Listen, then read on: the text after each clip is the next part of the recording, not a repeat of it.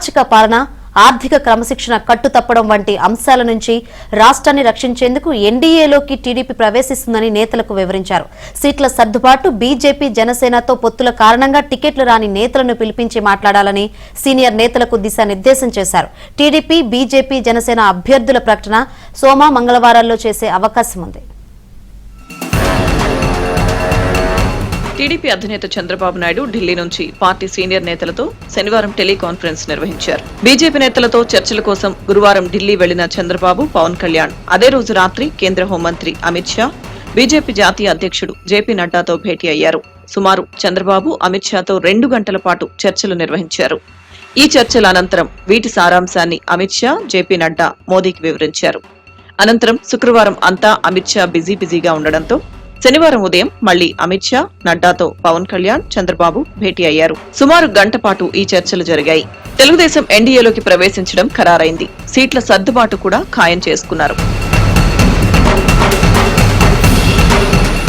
బీజేపీకి 6 assembly, 5 parliament స్థానాలను TDP ఇచ్చే విధంగా అంగీకారం కుదిరిందని చెబుతున్నాయి ఢిల్లీ వర్గాలు. ఈ నేపథ్యంలో టీడీపీ అధినేత చంద్రబాబు ఢిల్లీ నుంచి పార్టీ సీనియర్ నేతలతో మాట్లాడారు.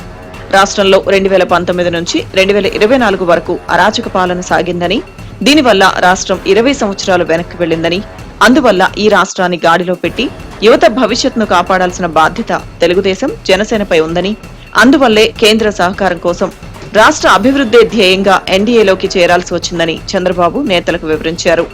రాష్ట్రం కోసం పొత్తులు పెట్టుకున్నామని చెప్పిన చంద్రబాబు, సీట్ల సర్దుబాటు కారణంగా కొంతమంది అవకాశాలు కోల్పోవడం తనకు బాధగా ఉందన్నారు. కానీ రాష్ట్ర భవిష్యత్ కోసం త్యాగాలు తప్పవని చంద్రబాబు స్పష్టం చేశారు. టికెట్లు కోల్పోయిన నేతలను పిలిపించి మాట్లాడాలని పార్టీ రాష్ట్ర అధ్యక్షులు అచ్చెన్నాయుడికి చంద్రబాబు సూచించారు. ఇప్పటికే చంద్రబాబు ఢిల్లీ నుంచి శుక్రవారం 12 నియోజకవర్గాల నేతలతో మాట్లాడారు. దీంతో పాటు శనివారం మరో 9 నియోజకవర్గాల నేతలతో చర్చించారు.